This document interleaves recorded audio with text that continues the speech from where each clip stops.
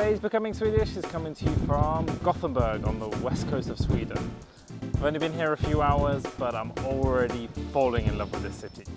I'm here in Gothenburg today to meet Mattias Axelsson, who is a teacher, a lover and a writer about Swedish traditions and habits. So I've come to him today in Gothenburg to learn a little bit about why you Swedes do the strange things that you do. My name is Mattias Axelsson and I'm a teacher here in Göteborg. But one of my main interests are Swedish habits and Swedish traditions. And I'm right now writing a book that is called Swedish Habits.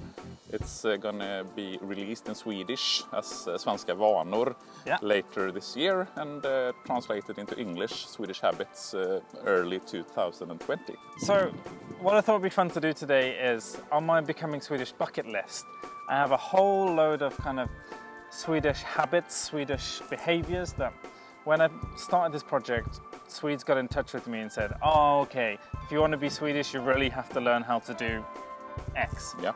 So I thought, since you're the expert, we could look a little bit today and you can tell me, you know, if you think these are true, if it was somebody just having a laugh.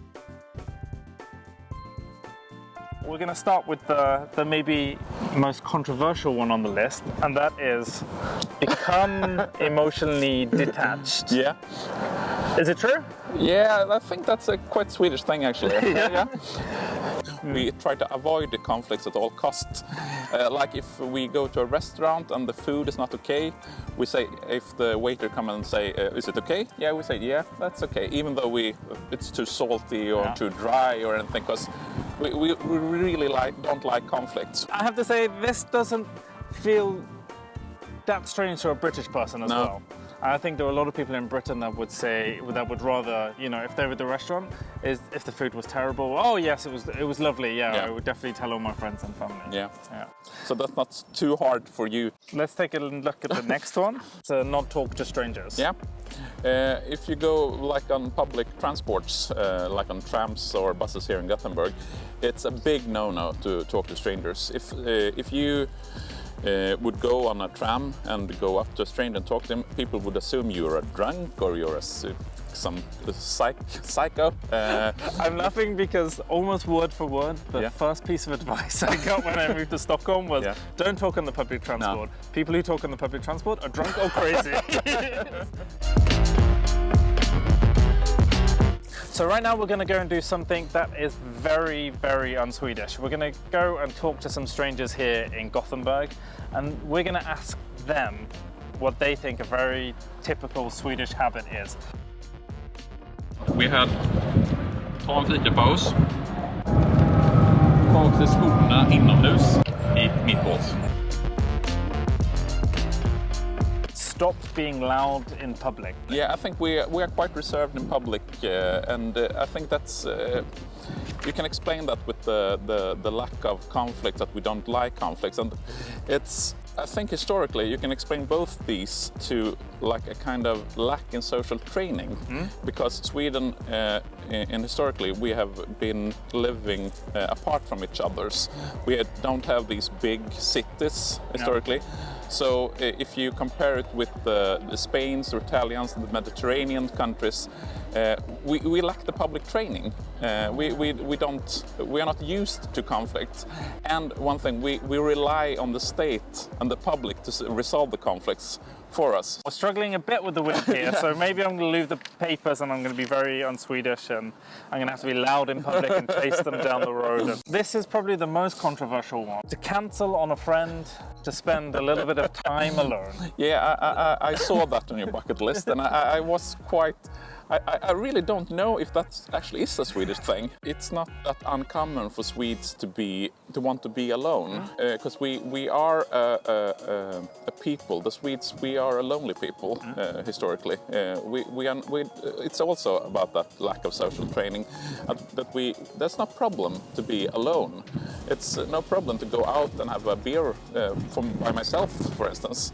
And that's not a problem. And I'm not sure if that's a typical Swedish thing, but it's I can understand why someone put it on the list. I think that what a real Swede would do if they want to spend time alone because we don't like the conflict, we would say something else. Oh, sorry, I'm sick, so I cannot come out tonight, even though it's I just want to be at home. And I think that's because again we don't like the conflicts. Yeah. So I think you just do a little lie to be alone. The next habit is to stand in line. Yeah, that's a classic Swedish thing to stand in line, and you really need to learn that if you don't want to provoke the Swedes. I remember one time when I was in India, I was going into Taj Mahal, and there was a long line outside Taj Mahal, and as a Swede, I stood at my place just waiting, and the Indians, they cut in line all the time. That's one of the things you shouldn't do when you come to Sweden. That's cut in line, because if you do that, people will get really upset. Even though there will probably don't be any conflict, because we Swedes, we try to avoid the conflict. But there's one addition I would say in Sweden is that almost always now when you stand in line, there's no actual line. No. You take a ticket. Yeah. We have rationalized the standing in line just with the number and just wait for the numbers. Yeah, and it really feels like that the having your place in the queue is so important that this system has come, and it's everywhere from fast food places to the post office to the police station to I don't think I've been to any kind of public building of some sort where you haven't taken a number. It just becomes second nature. Yeah. Complain about the weather. And that's a typical Swedish thing, and I also think that's a typical thing for countries up north in Europe, where the weather is very important. Yeah. And I don't know about Britain, but the 4 seasons is very important in Sweden. And you should remember that Sweden is a country where it's almost impossible to live for a half of the year. The days when it's good weather, we really enjoy being outside, and when it's like today, when it's raining, we complain about it. The seasons feel a lot more distinct here. Yeah. Spring and autumn are very short, and then summer is really quite hot. A lot hotter than people would expect for Scandinavia. And the seasons, I don't know if you have noticed it, but the Swedes change when the sun comes and summer comes. We actually tend to be more social. We go outside, we go out in the nature, we go to swim in the seas, in the oceans. We sit on the bars and cafes. They put out chairs outside. Become a completely different kind of people during summer. And if you've never been to Sweden in the summer, there's just this type of energy that is very difficult to explain, and I think it comes from, you have so many hours of daylight, and just that feeling of it's 10 o'clock at night and the skies are still as blue as this.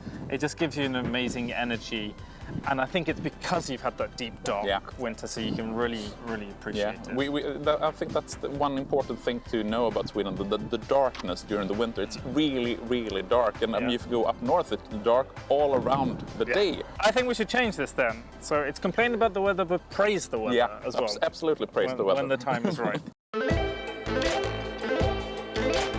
So this, I think, there's even a specific term for in Swedish. But in English, it's to not brag. I think that's a Norwegian saying from the beginning, but it has become a Swedish thing to talk about jantelagen. That you don't brag about yourself, you don't praise yourself.